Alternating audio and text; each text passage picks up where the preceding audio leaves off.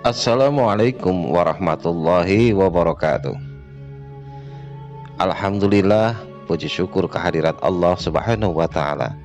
Allahumma shalli ala sayyidina Muhammad, bersolawat kepada Rasulullah sallallahu alaihi wasallam.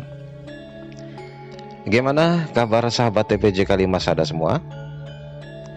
Semoga senantiasa dalam lindungan Allah Subhanahu wa taala dan selalu dijaga siang dan malamnya, selalu dilimpahkan karunia-Nya. Amin. Baik, sahabat TPJ Kalimasada yang dirahmati oleh Allah, sebuah cerita hikmah yang dapat saya sampaikan untuk sahabat semua sebagai pegangan dalam menjalankan ilmu hikmah. Tentunya banyak sekali sahabat-sahabat yang terlalu berambisi, berhawa nafsu untuk mendapatkan sesuatu. Dan ada juga yang merasa, saya sudah puasa, saya sudah baca sekian ratus kali, sekian puluh kali, tapi kok nggak mendapatkan apa-apa. Saya sudah menjalani, saya sudah mutih, saya sudah bilaruh dan lain sebagainya. Nah, kemudian apa yang kurang? Banyak sekali sahabat yang bertanya seperti itu. Nah, di sini ada sebuah kisah yang dapat membuka pikiran kita dan membuka wawasan kita tentang ilmu hikmah. Tentunya cerita ini tidak untuk di skip supaya nanti paham. Kalau mau iklannya mau di skip, monggo. Tapi untuk cerita dan videonya silahkan disimak sampai akhir. Dan di akhir nanti akan saya ijazahkan suatu keilmuan untuk sahabat semua. Ijazah tentunya yang sesuai dengan cerita ini, cerita sahih dan cerita yang dapat menjadi tuntunan untuk kita semua, insya Allah. Baik sahabat TPJ Kalimasada yang dirahmati oleh Allah, berikut ini saya akan kisahkan seorang yang memiliki kemampuan dan juga seseorang yang ibadahnya yang sangat luar biasa. Kalau mungkin untuk ukuran kita sekarang ini ya jauh lah, karena memang beliau ini benar-benar orang yang beriman, orang yang khusyuk dan tawadhu terhadap Allah Subhanahu wa taala. Segala sesuatu yang dia jalankan hanya untuk Allah Subhanahu wa taala. Tapi anehnya ada satu yang aneh di sini. Bagaimana? Baik, kita ikuti saja ceritanya, kita awali dari seseorang kiai sepuh atau seorang kiai yang memiliki musola kecil dan memiliki beberapa murid. Beliau ini beribadah luar biasa. Adanya wirid, zikir, kemudian bekerja seadanya, kemudian selalu bersyukur akan nikmat Allah Subhanahu wa taala.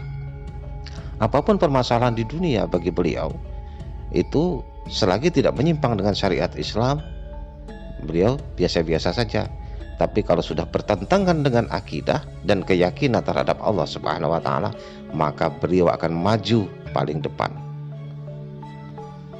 Kita sebut saja beliau ini Mbah Yakub atau Mbah Kiai Yakub.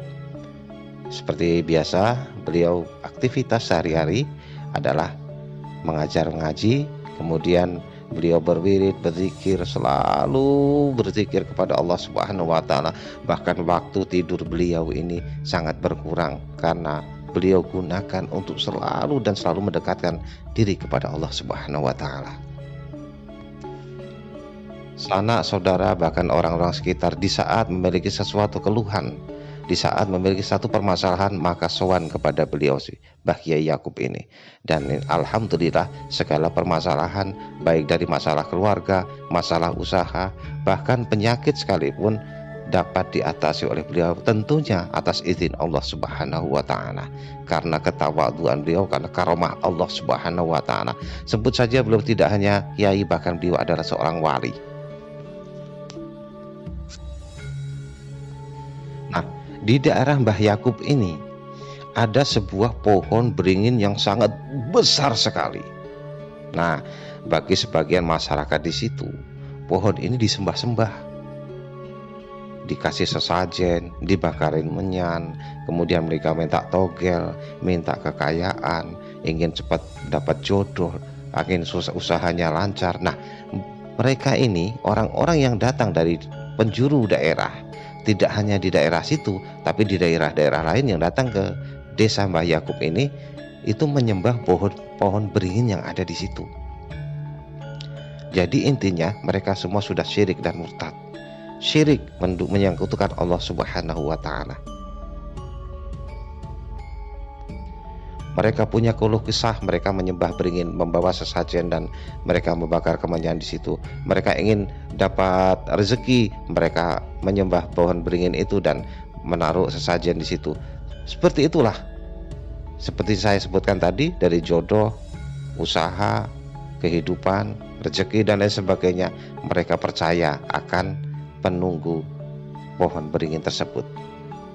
Lama-kelamaan berita ini sampailah kepada Mbah Wali Yakub tadi, Mbah Kiai Yakub tadi. Ada seseorang yang berlaporan. Assalamualaikum, Mbah. Waalaikumsalam. Ada apa?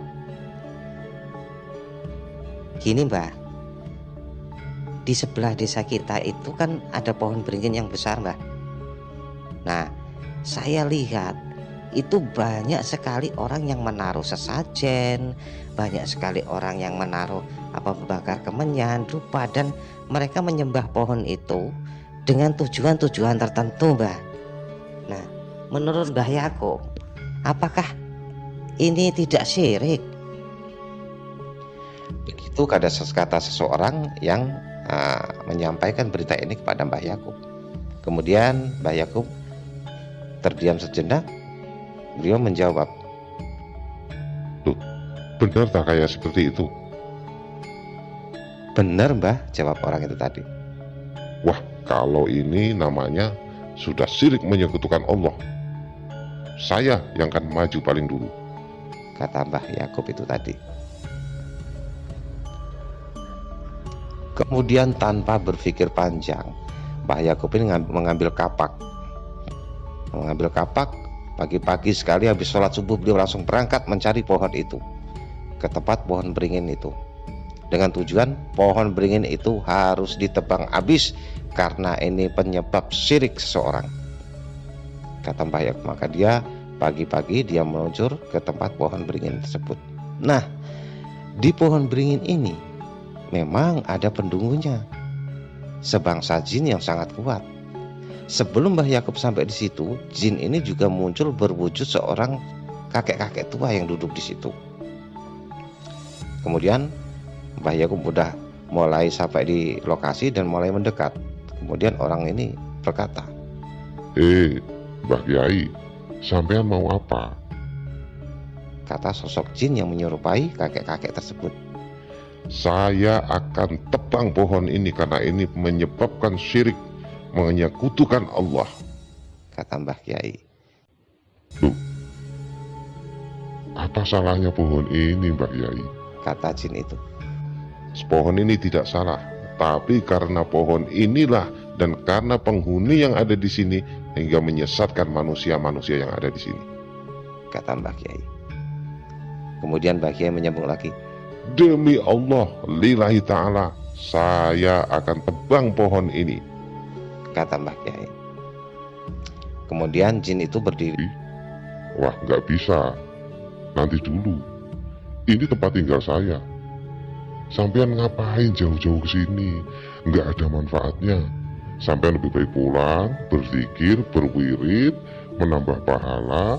Nanti sampean akan masuk surga. Lebih banyak pahala jenengan wirid di rumah daripada sampean menebang pohon ini. Nggak ada manfaatnya sama sekali, kata jin itu. Ya, memang jin itu pintar, sahabat. Pintar bersandiwara, pintar mencari cengkok arah kemana hati manusia. Kemudian Mbah Kiai Yakub dengan bekacak pinggang, saya tidak peduli, karena ini juga termasuk ibadah. Saya memberantas orang yang menyekutukan Allah dan saya memutus rantai kesesatan di sini, kata Mbah Yakub kepada sosok jin itu. Dan sosok jin itu juga berpikir kembali. Berarti sampean tetap mau menebang pohon ini? Ya, kata Mbah Yakub. Kalau begitu, sampean langkai dulu mayat saya. Kata jin itu.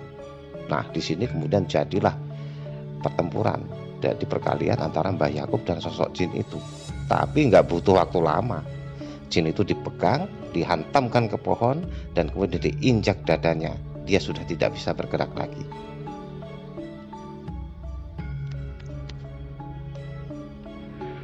Ampun, ampun, jangan bunuh saya.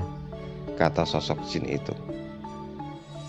Kamu telah menyesatkan manusia-manusia di sini karena kamu banyak orang yang syirik dan musyrik. Makanya kamu harus saya bunuh. Kata Mbah Kyai Yakub. Kemudian jin tadi memohon lagi. Ampun, ampun. Udah gini aja, Mbah. Kita negosiasi. Kata jin itu kepada Mbah Yakub. Maksud kamu negosiasi apa? Gini, Mbah, kita bicara dengan kepala yang dingin. Mbah Kiai selama ini kan berwirid, berzikir, mohon ampun kepada Allah, dan pahalanya sangat banyak sekali. Tapi sayang, Mbah Kiai, pahalanya untuk sampean sendiri. Kata sosok jin itu. Kemudian Mbah Yakub bertanya. Maksud kamu apa? Maksud saya, Mbah Kiai, kita negosiasi, sampean tetap wirid dan zikir di rumah. Nanti setiap pagi saya akan kasih uang untuk Mbah Kiai. Di bawah sajadah Mbah Kiai akan ada uang berlimpah. Mbah Kiai nanti bisa membangun masjid, bisa sedekah, bisa mengentaskan fakir miskin, bisa membantu sesama orang-orang yang tidak mampu. Maka pahala Mbah Kiai akan berlipat. Tidak hanya berzikir, tapi pahala karena sedekah. Karena kata Kanjeng Nabi, sebaik-baiknya orang adalah yang bermanfaat bagi sesamanya. Gitu, Mbah Kiai. Ternyata bangsa jin ini juga tahu hati sahabat. Luar biasa. Luar biasa. Kemudian Mbah Kiai terdiam sejenak. Berpikir kemudian manggut-manggut. Ya, baik kalau begitu. Kata Mbah Kiai. Tapi awas, kalau kamu ingkar janji, maka pohon ini akan saya tebang. Kata si Mbah Kiai tadi. Saya akan tetap melaksanakan apa yang jadi omongan saya. Yang penting pohon ini tidak ditebang. Kata jin tadi. Begitu ya. Baik, kemudian Mbah Kiai ini pulang seperti biasa beraktivitas. Kemudian setelah mengajar ngaji pada sore hari, beliau berwirid, berzikir kepada Allah, mohon ampun kepada Allah, segala amalan beliau baca seperti biasa. Kemudian setelah sholat subuh beliau tertidur sejenak. Kemudian pagi beliau bangun, dibuka di bawah sajadah banyak tumpukan uang yang sangat luar biasa. Kemudian beliau memang langsung dibagikan kepada masyarakat yang tidak mampu, anak yatim piatu, janda-janda tua, fakir miskin, dan beliau tidak mengambil sama sekali. Begitupun kebesokan harinya, Mbah Kiai ini berwirid, berzikir seperti biasa, mohon ampun kepada Allah dan lain sebagainya. Begitu pagi tiba, di bawah sajadah ada uang tumpukan lagi. Wah, ini bisa buat bangun masjid, kata si Mbah Kiai. Saya bisa bikin pesantren yang sangat besar. Tapi saya akan gunakan ini di jalan Allah, kata Mbah Kiai itu. Kemudian hari ketiga, Mbah Kiai ini tetap seperti biasa aktivitas beliau, mengajar ngaji, kemudian beribadah, berzikir terus pada malam harinya sampai pagi. Kemudian beliau buka lagi sajadahnya dan tidak ada apa-apa di situ, nggak ada uang. Marahlah si Mbah Kiai ini, langsung dia ambil kapak lagi, dia datangi tadi pohon beringin, tempat si jin yang kurang ajar ini tadi. Setelah sampai di situ, jinnya ini udah petenteng di bawah pohon beringin. Hei, kakek tua, kamu mau apa kesini? Kamu telah menipu saya dan kamu kurang ajar. Maka saya akan tebang pohon ini, kata Mbah Kiai. Tebang saja kalau kamu bisa, kata sosok jin itu. Kemudian jadilah pertempuran dan tidak makan butuh waktu lama. Mbah Kiai dipegang oleh jin dan dilemparkan ke pohon beringin itu, dan beliau tidak bisa bergerak sama sekali. Nah, di sinilah Mbah Kiai juga memakai strategi jin, karena jin itu mengancam, Kamu harus mati karena kamu sudah mau mengobrak-abrik tempat saya. kata jin itu. Nanti dulu bro, kita negosiasi lagi. Seperti yang kamu lakukan, saya sudah ngampunin kamu. Karena kamu kemarin kalah dengan saya. Sekarang saya yang kalah, maka kita harus negosiasi dulu, Kata Mbah Kiai tadi. Baik, kata jin. Kemudian dilepaskanlah si Mbah Kiai Yakub ini tadi. Kemudian mereka ngobrol. Saya hanya mau tanya sesuatu. Kata Mbah Kiai. Kamu mau jawab terserah. Kamu nggak jawab, saya juga langsung pulang. Baik, silakan mau tanya apa. Begini, kemarin dengan mudah sekali kamu bisa saya kalahkan. Tapi kenapa sekarang saya cepat sekali dan mudah sekali kamu kalahkan? Jin itu kemudian tertawa terbahak-bahak. Karena kamu kemarin kesini ikhlas karena Allah Subhanahu wa Ta'ala. Ikhlas karena Tuhanmu, tapi kali ini kau kesini marah karena demi uang. Makanya kamu sangat mudah saya kalahkan. Karena kemarin kau dibantu oleh Allah, oleh karamah Allah karena keikhlasan kamu. Tapi sekarang keikhlasan kamu sudah tidak ada. Kamu datang ke sini dengan uang, maka karamah dan hikmah dari Allah itu sudah hilang, kata jin itu. Kemudian Mbah Yakub tertunduk, kemudian dia pulang dan bersujud mohon ampun kepada Allah Subhanahu wa Ta'ala. Sahabat TBJ Kalimasada yang dirahmati oleh Allah, dari sini kita dapat ketahui bahwa sebenarnya keikhlasanlah yang menjadi modal utama untuk kita menjalankan ilmu hikmah. Karena kalau kita tidak ikhlas dalam menjalankan sesuatu, maka pertolongan Allah pun tidak akan pernah sampai ke kita. Sahabatku, dalam hal ini saya yakin sahabat semua dapat memetik hikmahnya dari apa yang saya sampaikan ini tadi. Nah, kali ini juga saya akan ijazahkan benteng diri kita dari gangguan makhluk halus, makhluk jin, dan lain sebagainya, bahkan dari penyakit apapun. Di saat kita menghadapi sesuatu yang seperti Mbah Kiai ini, kuncinya kita dengan ikhlas karena Allah, insya Allah kita akan dilindungi oleh Allah Subhanahu wa Ta'ala. Ini disebut doa serabat. Doa ini mendoakan diri kita sendiri, kita mohon kepada Allah agar dilindungi dari segala gangguan, meliputi dari daging kulit kita, daging kita, darah kita, tulang kita, hingga sumsum kita. Kita mohon perlindungan dari Allah Subhanahu wa Ta'ala. Kalimat dari doa ini akan saya tulis dengan huruf Latin di deskripsi video ini, dan nanti akan saya cantumkan juga di history YouTube TBJ Kalimasada. Silakan disimak dengan baik-baik sahabat, dan saya nyatakan ijazah ini sah dijalankan oleh seluruh sahabat TBJ Kalimasada yang menyaksikan channel ini dan mencantumkan komentar Qabiltu di kolom komentar tanpa harus saya jawab, maka sah. Insya Allah kalau saya sempat untuk menjawabnya, akan saya jawab dengan wa qabiltu. Tapi jika saya belum sempat menjawab, cukup tulis komentar qabiltu, maka sah untuk dijalankan.